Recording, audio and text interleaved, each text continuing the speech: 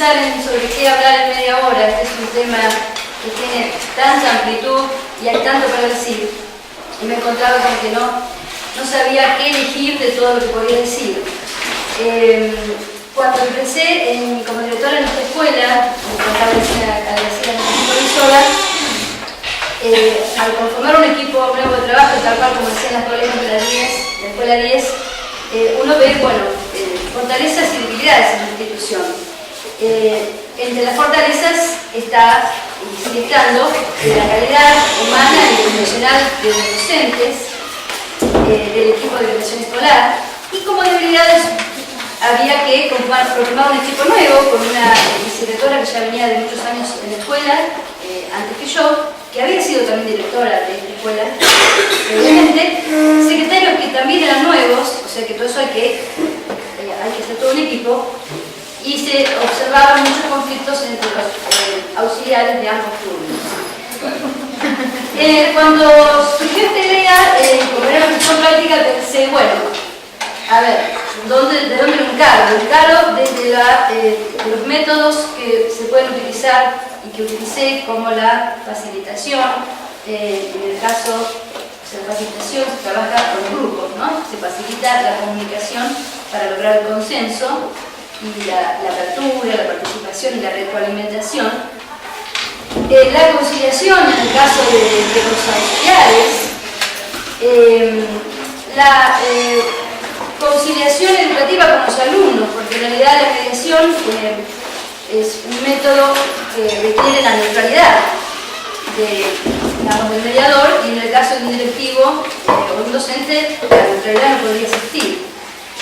Entonces dije, armé algo de acuerdo al rol, y entonces dije, si hago el PowerPoint, resulta que limito todo al PowerPoint, y por ahí preferiría dar algunas líneas y que después me preguntaran. Pero, digamos, básicamente, hoy la conducción, el liderazgo en dirección debe ser horizontal, no ya vertical, y cuando ingresa un directivo a una institución, siempre se genera incertidumbre, dudas, como mínimo. ¿Cómo será? ¿Qué cambiará? ¿Qué ocurrirá? De todos los integrantes. Lo primero que hay que observar es qué tipo de institución uno va a gestionar. En realidad, existen las instituciones conservadoras, tradicionales, como decía, no me gusta la palabra, pero conservadoras de patrones. Toda escuela es, por supuesto, una institución conservadora de patrones. Pero hay algunas que son más cerradas al cambio, ¿sí? O sea, no perciben las necesidades, no perciben los conflictos que están latentes, y por lo tanto tienden a negarlos o a evadirlos, evitarlos.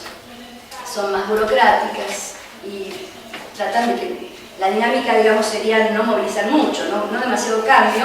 Las cosas siempre se hicieron así y sigamos así, porque así también, o sea, se mantiene el statu quo. Ahí es un poco más difícil la apertura a lo que serían los métodos RAD.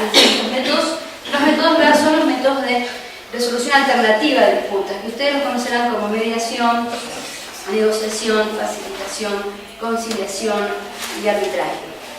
Los más importantes, hay más, pero no vienen al caso. Luego tenemos las instituciones innovadoras, aquellas abiertas al cambio, aquellas que tienen lo que se llama el desarrollo de organizaciones, tres características: apertura, participación y retroalimentación. Es decir, que tienen la capacidad de que sus miembros puedan detectar las tensiones latentes, puedan plantearse los problemas, puedan imaginar o poder conversar, o sea, consensuar soluciones. O sea que no tienden a evitar los conflictos, sino que tienden a confrontarlos. El tema con los conflictos, que realmente a todos los conflictos nos asustan, la cuestión es que una buena noticia es que son inevitables. Es decir, que han existido desde la historia de la humanidad y van a seguir existiendo. Entonces, la idea de los métodos estos que tienden a la pacificación es poder enlazar la columna negativa que nosotros podemos imaginarnos en nuestra mente si decimos, ¿Qué nos genera la palabra conflicto? No sé, ¿qué genera usted la palabra Problema. Problema, malestar, crisis. Intercambio. ¿Cómo? Intercambio. Bueno, ahí tenemos para otro lado, ¿sí? Hasta tensión, algo dijo intercambio, disputas, pudiéramos escribir, desacuerdo. Y si prestamos atención de todas las palabras, las que tienen connotación negativa son la mayoría, menos alguien que dijo por ahí intercambio, ¿verdad? Que fuiste vos. Porque, ¿cómo? Digamos, el conflicto nos genera tensión, incertidumbre, nos mueve del lugar seguro en el que estamos, ¿sí? Porque de pronto es como, dice uno de los autores, Mediación, dice, el conflicto es una herida abierta en la relación entre las partes, entre las tantas definiciones que hay. Entonces nos mueve de aquello que es conocido, ¿sí? Nuestro lugar seguro, nuestra manera de hacer las cosas, nuestros vínculos, nuestras relaciones. Entonces, el conflicto, o sea, tendemos a verlo como algo negativo. Lo que ocurre es que, justamente, la idea es, como que son inevitables, o sea, tenemos que tratar de lograr su resolución no violenta y poder transformarlos en lo positivo. Lo positivo que tiene el conflicto es, entre muchas cosas, que es un motor de cambio personal y social. Como motor de cambio personal, bueno, me estoy extendiendo y puedo llegar a extenderme mucho, quizás tenga que apuntar más a lo mejor a lo institucional. Vamos a ir más a lo que se puede hacer, digamos, ¿no? Porque la conducción hoy requiere de estrategias comunicacionales y específicamente algunas de mediación para poder intervenir en los conflictos, para, digamos, aquello que no se puede prevenir, lo ideal es prevenirlo, ¿no? Lo que no se puede prevenir, resolverlos, y si no lo podemos resolver, contenerlos. Son tres cosas. Lo ideal es prevenirlos. Y luego, si no podemos, lo vamos a tratar de resolver. Y si aún no pudiéramos resolver, tenemos que tratar de contenerlos para que no se produzca la escalada del conflicto, que es una serie de acciones, reacciones y contrarreacciones que llevan a desenlaces que a veces son inesperados y hasta pueden ser muy violentos. Entonces, hay ciertas estrategias comunicacionales, formas de intervenir. Son muy simples, en realidad. Por ejemplo, bueno, lo que suele ocurrirme, o que puede ocurrirnos a todos, ¿no? Un directivo, viene un papá enojado, o los alumnos, generalmente yo lo que intervengo es con los alumnos. O sea, me lleva bastante tiempo, pero es un tiempo ganado porque se logra la prevención, o sea, la escalada, y lo que se trata siempre de evitar es varias cosas, ¿no? La no recurrencia del conflicto y que no salga hacia afuera. O a veces pasa que nos vienen a pedir ayuda de afuera para que tratemos de hacer algo para que el conflicto que se ocurrió en el barrio no siga escalando y tampoco en la escuela. Entonces lleva tiempo, pero es un tiempo ganado, es un tiempo que sirve. Lo mismo cuando hay dificultades entre personal o una mamá o un papá que viene enojado. Generalmente cuando alguien está muy enojado, el error que cometemos es querer hablar nosotros y querer explicarle. O sea, decir, no, pero no es así como usted dice, porque yo... Entonces ustedes ven que el papá o la mamá o quien sea se empieza a inflamar y uno empieza a que leer toda la voz, el tono, la mirada, y uno ahí ya va detectando la escalada. Entonces, la forma más eficiente de lograr un comienzo de desescalada del conflicto, como esto de poner paños fríos, es simple, es escuchar.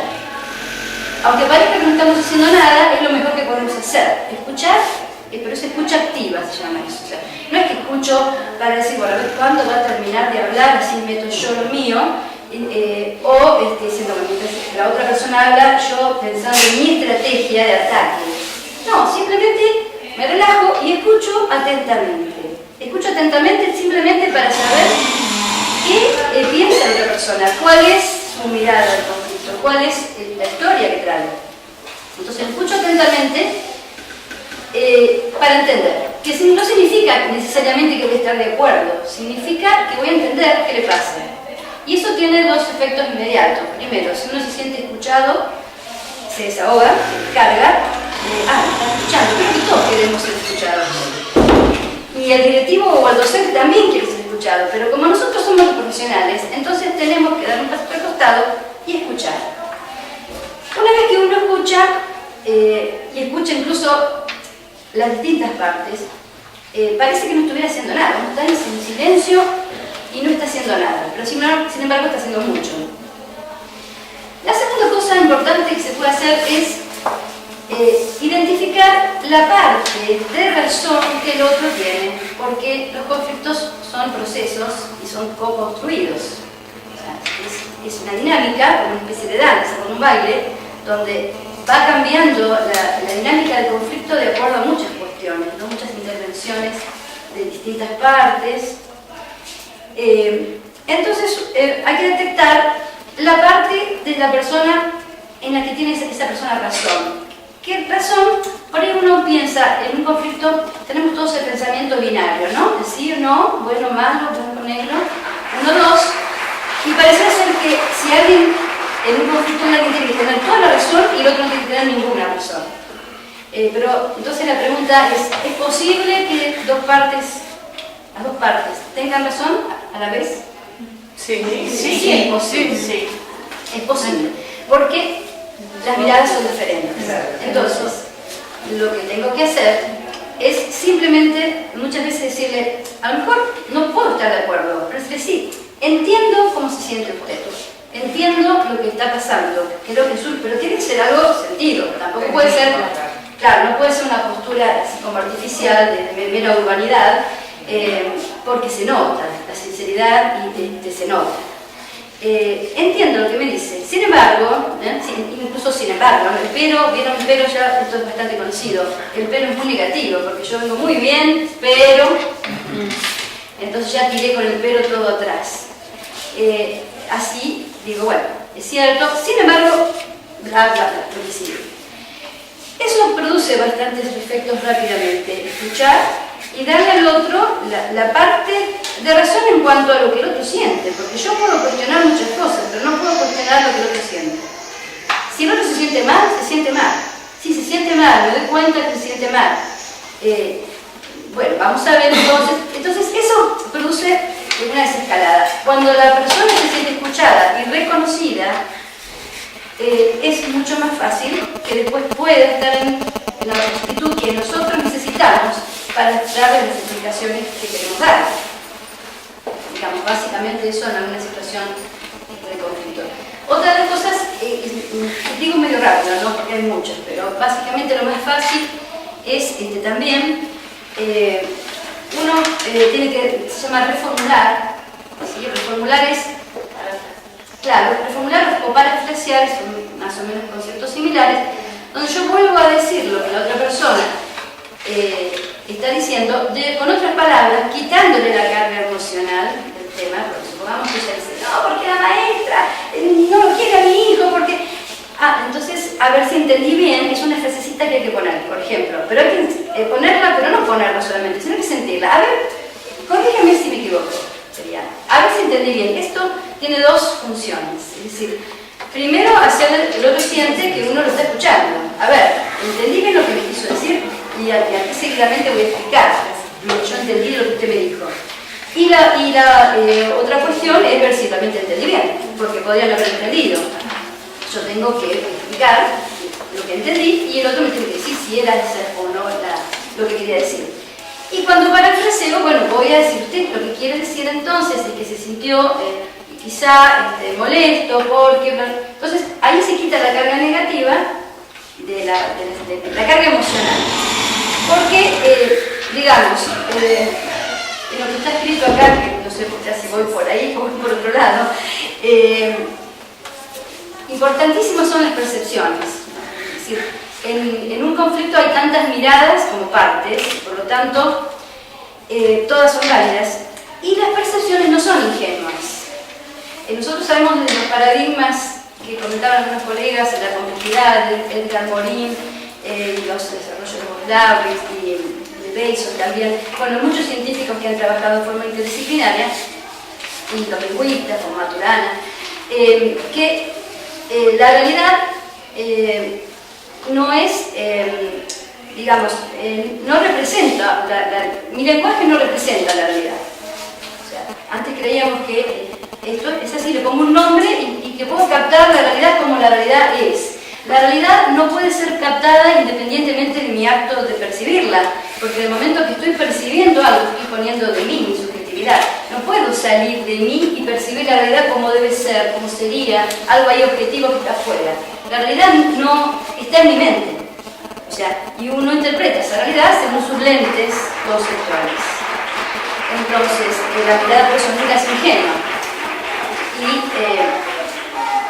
cómo percibimos, primeramente los órganos sensoriales, ¿sí? Pero después están nuestras experiencias pasadas, nuestras creencias, arraigadas creencias, nuestros prejuicios, nuestros temores, nuestra historia personal, nuestra ideología, y con todo eso, indudablemente, y nuestras emociones. Importante el papel de las emociones es fundamental, porque la emoción percepciona la emoción condiciona la percepción. Yo no siempre veo lo que quiero ver. O sea, a veces estoy viendo de acuerdo a lo que yo estoy sintiendo. Muchas veces. Entonces, saber que la percepción es eso hace que uno no crea que tiene la verdad, ¿no? Muy difícil es hablar cuando alguien cree que tiene toda la verdad, porque no pueden ponerse en el lugar del otro. Bueno, y básicamente otros conceptos así importantes para tener en cuenta serían, bueno, me fui del... Avísame si unos minutos antes por si me quieres preguntar algo, pero me fui del tema, me fui más o menos de la línea, porque quiero darle específicamente algunas herramientas, que serían, porque verán que me gusta mucho esto, y pienso que hay un potencial enorme para poder trabajar en las escuelas. 10 minutos. Tengo 10 minutos para nada más, ya se termina. Bueno, digamos, hay dos conceptos que se llaman empatía y asertividad, ¿sí? La empatía es la capacidad de ponerme en el lugar del otro, en los zapatos del otro, que no significa que le voy a dar razón, significa que por un ratito, por un momento, voy a tratar de ponerme a ver cómo se siente el otro, cómo se sentiría, cómo se siente, cómo se ve. Esta es una actitud de apertura. Y luego está la asertividad, que es la capacidad de reafirmación que tenemos todos de nuestros intereses, de nuestros deseos, de nuestro lugar en la vida, que no es incompatible con la empatía. Porque hay una diferencia entre la agresión y la agresividad. La agresión es esta cosa de afirmación personal, cuando uno tiene que decir basta, ¿no? Como una nena, por ejemplo, se va a quemar con fuego, uno le va a decir, no, mira, fíjate, no, dice basta, no lo hagas. O uno pone límites, uno es firme, eso es ser asertivo, no es ser agresivo. La asertividad es firmeza en mantener mis derechos, en defender mi posición, mis intereses. Y la agresividad es cuando yo trato de lograr mis intereses a costa de los intereses del otro, perjudicando al otro o usando la violencia, es decir, haciendo la violencia, ¿qué significa? Que yo voy a lograr algo que quiero del otro, amenazándolo, extorsionándolo, para que el otro haga algo que no haría si yo no hubiese usado esas tácticas contenciosas. Por eso hay una diferencia entre ser asertivo, firme, y entre ser, digamos, violento. O sea que ambas cosas, unidas, asertividad y empatía, tienen que darle como resultado una templanza, ¿no? una serena, digamos, postura ante conflictos. Después, bueno, está todo el tema de la mediación entre pares, la mediación escolar, y no sé si me quieren preguntar algo antes de que termine. Si no, digo, como quieran. ¿Cómo vas a hablar sobre casos puntuales de la institución y cómo resolver?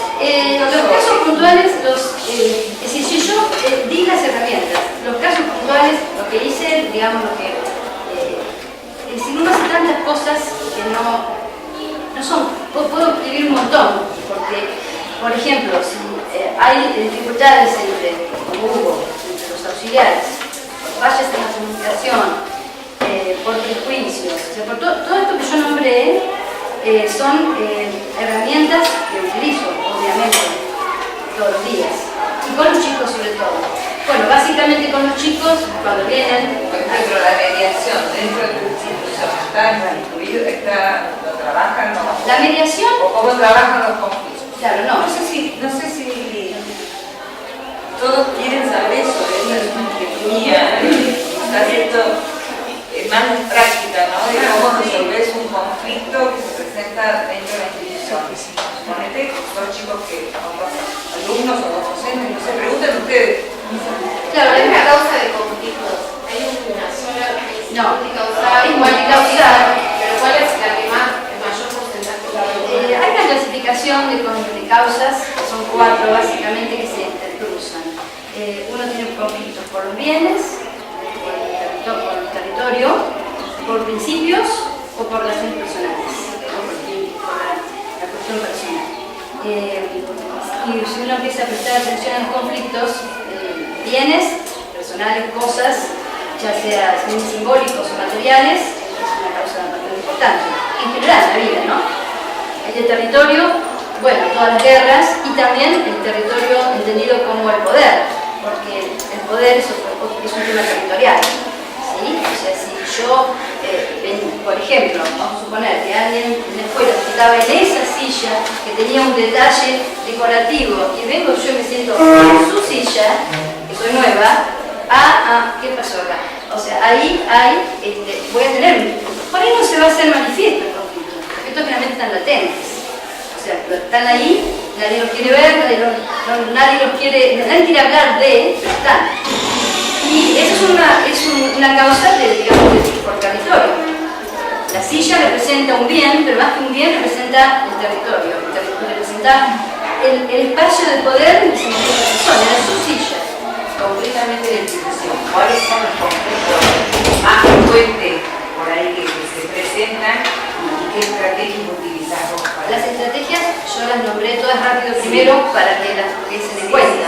En el caso de los alumnos, los docentes siempre intervienen primero, siempre. Los traen a dirección cuando ya la cosa no da más, y también hay que saber y entender que el docente está con 30 o más chicos o menos, tiene que dar clases, además de. Entonces, si bien el directivo también tiene un montón de otras cosas, lo que tiene es el espacio y la posibilidad de estar con el alumno. O sea que cuando viene a la dirección, ahí es donde interviene uno. Pero respecto de mediación, en realidad, ¿qué vos me preguntaste? ¿O cómo resuelven los conflictos también? Bueno, si me preguntaste algo, yo siempre los traigo, los siento conmigo en dirección, les pregunto cómo se llaman, un par de cosas, los ojos, cómo te llamas, explicarlos, y les explico, uso un poco de digamos, conciliación mezclada con algunas técnicas de mediación, pero que no son mediación pura, porque en una escuela mediación pura no se podría hacer, porque la mediación lo que es un método para que ambas partes encuentren una solución juntas a un conflicto basándose en los intereses, no en las posiciones, ¿sí? Y el mediador que tiene que ser neutral, que tiene que trabajar para que esas partes lleguen a ese acuerdo. Pero un directivo, un docente no puede ser neutral, porque es un directivo docente. Entonces, en realidad lo que se hace es una conciliación educativa, que es otro método, donde se trata de que las partes lleguen a un acuerdo, pero si las partes no llegan a un acuerdo, como docente o como directivo, tenés la autoridad y tenés que usarla, y si no se llega a una solución, hay que sancionar. Es decir, esto no implica que todo es conversable, todo. O sea, en algún momento la sanción tiene que existir. Por ejemplo, ¿cómo? Cumplir las reglas. Claro, porque, por ejemplo, yo digo a los chicos, ¿qué hago yo? Están acostumbrados a eso, pero ¿cuáles son los conflictos que yo trabajo? Son los interpersonales de ellos, pero no cuando rompieron reglas importantes, si le faltaron respeto al docente, si rompieron algo de la escuela, ahí no hay mucho que negociar ni mediar, ahí se puede escuchar, ¿sí? Yo los escucho igual, pero mi padre me dice, ¿pero cómo? No, señora, le explico esto cómo es. O sea, la sanción es la sanción, es las arregla. Usted en su casa también tiene reglas, ¿no? ¿Qué hace? Pone penitencia, no mira la televisión, bueno, acá creo que feo, es así. Entonces, cuando ellos tienen un conflicto entre ellos, interpersonal, digamos, les explico algunas reglas básicas de la mediación que sería, y la entienden bárbaro. Y yo no tengo que hacer prácticamente con eso mismo recurrencia, no, por ahí, o sea, cuando son conflictos que uno ve que si no interviene van a continuar en la calle o en la casa. Lo que se les dice es, bueno, ¿cuáles son las reglas? Se habla por turnos. Vamos a hablar, vas a tener tu tiempo para hablar. Y vos lo vas a escuchar y no lo vas a interrumpir. No está permitido interrumpir. Y escucharlo atentamente. Fíjate a ver cuál es su historia. ¿Qué historia él va a contar? Porque ahí también uno no es ingenuo cuando habla. A ver cuál es tu historia. Estoy queriendo decir que hay varias historias. Y después yo sí digo puedo interrumpir para preguntarte algo. Y después te va a tocar a vos. Y él te va a tener que escuchar. Y no permito que el otro me interrumpa, no se permite. Me ha pasado realmente escuchar sin empezar a mirarse así y decir, por ejemplo, sí, yo no conocía a mi papá, porque mi papá lo mataron. Yo tampoco digo a mi papá, porque mi papá... Y uno ve, se empiezan a caer las lágrimas de uno, de otro, ¿ven? Fíjense, Leo, cuántas cosas tienen en común. Entonces, porque, por ejemplo, ¿qué es lo que les pasa en general? Y sobre todo los varones, ¿no? Pero también se ven las nenas. Y las comunidades nuestras son comunidades difíciles, donde estar en la calle no siempre se puede hacer esto, pero bueno, ellos están acostumbrados a que las cosas se solucionan a los golpes. Entonces, no media la palabra. Yo digo, ustedes tienen el lenguaje. Yo no estoy hablando con un caballito o con un perrito. Tienen palabra. La palabra para explicar lo que sienten. Se van directamente ante un conflicto, ¡pum!, golpean. Entonces, cuando tienen el espacio, ellos no quieren lastimarse ni golpearse, porque vienen angustiados. Pero no saben hacer otra cosa. Entonces, tienen el espacio para ser escuchados y para poder expresar lo que sienten, contar su historia, y uno va observando que se enseña a escuchar y entender lo que le pasa al otro. Y de llegar a un acuerdo. Generalmente con el acuerdo ellos más o menos se piden disculpas, no, pero yo quise hacer esto, no quise hacer lo otro, y generalmente, prácticamente, no me ha pasado tener una recurrencia. Es decir, no es que es milagroso en cuanto a que ese chico con esto no va a tener más problemas ni conflictos con nadie. Pero me refiero a la disputa puntual con ese alumno que venía mal, ¿sí? Obviamente. Estas son herramientas, esto no es la solución mágica. Sí, te quiero hacer dos consultas. Por un lado, el tema de la mediación, ¿ustedes la implementan ya directamente cuando está el conflicto instalado o digamos, van haciendo etapas previas? Esa es una de las preguntas. No, y la otra pregunta es, si la sanción en algún sentido no entra en contradicción con la mediación o con la conciliación, como vos decías, porque si yo estoy sancionando, digamos, estoy obturando de alguna manera la posibilidad de consensuar con el otro, ¿no? Sí, la mediación no se aplica todavía en ninguna escuela, por lo menos no, porque hay que entrenar. Primero que habría que hacer entrenamiento a los alumnos para que ellos sean los mediadores, se llama mediación entre pares, hay que entrenarlos, entre adultos también, pero eso implicaría armar un equipo que también tiene que ser neutral y moverse, por ejemplo, por las instituciones, porque entre compañeros, porque el mediador tiene que ser neutral. Es decir, que primero el adulto es modelo para lograr es el mediador. ¿Se aplica en algún colegio? Yo te hablo de la mediación como método de resolución alternativa, la mediación, la real mediación. El mediador tiene que ser una persona neutral, no puede ser parte del grupo.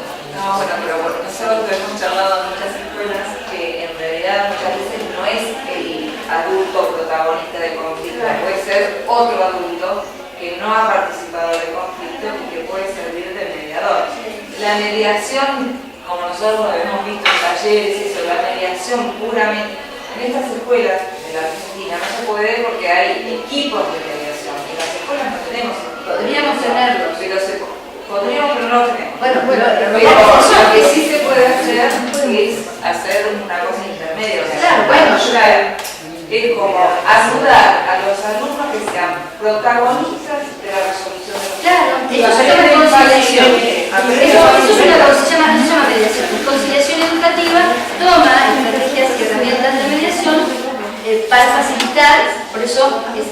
evitar y conciliar. Es otra. No es mediación. La mediación tiene procedimientos y reglas estructuradas. Pero es un método alternativo para la resolución de conflictos. Pero por ejemplo, ¿qué lugar toma la sanción cuando vos estás buscando una conciliación? Sí, Digamos, me suena como que choca las dos posturas. Claro que choca, y por eso no hay eso. Cuando los chicos se hace una especie de mediación, que sería una mediación educativa, no hay sanción. La sanción ocurre, por eso yo lo que expliqué es que esto se hace cuando hay un conflicto entre los chicos, conflicto entre ellos que se pelearon por la pelota, que se pelearon por la cartuchera, porque me miró, porque me dijo, porque ahí se hace esta conciliación educativa. La sanción es cuando no hay demasiado que conciliar, porque por ejemplo, entre 3 o 4, no sé, saltaron el cerco y se fueron de la escuela, rompieron la puerta a patadas porque estaban enojados, digamos, insultaron a una señorita. No hay que mediar ahí en nada, o sea, se lo puede escucharlo, sí, la escucha es siempre importante, lo escucho para entender por qué, si él sabe, también sabe, pero lo escucho. Pero la sanción tiene que estar, porque la sanción es fundamental para la constitución de la identidad, porque si no existe ley, no existe sujeto, y entonces la ley me marca las fronteras entre lo que no, Sí, pero la ley la podemos, pero la ley la podemos respetar sin sanción. Claro. Si no se respeta la ley, existe la sanción. Así es la justicia. Y en la escuela están las penitencias como perder recreo, que se deben conservar. Bueno, entonces por ahí nos guiamos con lo que son los acuerdos institucionales de convivencia, pero ahí la sanción está, digamos, como bastante dejada de lado en algún sentido. No sé si se debería dejar tan de lado. Vos decís reparaciones. Bueno, en los acuerdos de convivencia hay puntos de reparación que se pueden lograr, y después hay un momento en que si los acuerdos de reparación fallaron, y si, por ejemplo, en una mediación verdadera, que es una mediación prejudicial, que se está haciendo, un caso que va a un litigio que va a justicia, hay un intento del mediador de lograr que no llegue al tribunal, que no llegue a juicio. Pero si la conciliación no surge, si el acuerdo no surge, o no se respeta porque se homologa ante la ley, va a existir la sanción para la persona. En el caso digamos, y esto es similar, o sea, se trata de que los alumnos acuerden, pero si después supongamos que hacemos todo eso y se terminan lastimando, y hay que hacer algo más, porque no podemos volver otra vez. O sea, claro. hay etapas anteriores. Y bueno, por supuesto que en realidad en un tema de conflicto primero hay que prevenir. Claro. Y agotar todas las instancias. Claro. Y prevenir. Y por ejemplo, los recreos que son un problema. Pero los chicos no saben jugar con el turno completo. O sea, nosotros en la escuela estamos con un proyecto en el turno tarde de recuperación de juegos de antes, pero una de las docentes llamó a los papás, necesito participar, hay muchísimos funcionamientos. Y ellos, por ejemplo, vos salís y los ves jugando a la rayuela. Entonces, ¿qué pasa? Si no saben jugar, les enseñamos. Eso es prevención. Ahora, la verdad, si estamos todos mirando por un costado y los chicos están a los golpes, hay que empezar a hacer un cuidado más activo, porque en realidad estás en función también, mientras estás en el recreo. Eso es preventivo. Después, cuando el conflicto ya se estalló, hay que tratar de resolverlo, que sería con estos métodos. Sí, primeramente, vos estás implícito que es el reconocimiento del conflicto. Reconocimiento del conflicto en sí por parte, digamos, cada una de las partes que reconoce el conflicto, ¿no? De hecho, la mediación parte del acuerdo entre las dos partes para llegar a un acuerdo. Nosotros en la escuela lo trabajamos así. Cuando hay un conflicto de un alumno con el docente, bueno, se llaman las partes y primero que cada una de las partes reconozca el conflicto y qué pasó con él en ese conflicto. Y ahí sí se pone en práctica. ¿Lo pones al docente al mismo nivel del alumno? Yo cuando hace unos días un alumno le faltó respeto a un docente, entonces yo no lo llamé primero al alumno y después al docente. Conversamos disponiendo las reglas de la escucha, bueno, el reconocimiento del error para solucionar el conflicto. La simetría hay que mantenerla. Está el adulto y está el chico. Vos con los docente después podés hablar y decirle, mira, fíjate, a lo mejor no le hablaste del todo, no lo escuchaste, pero ponerlo al docente y al alumno. Pero no lo estás poniendo la Estamos haciendo una reunión para que cada uno nos ponga y reconozca cuáles fueron sus errores en la situación.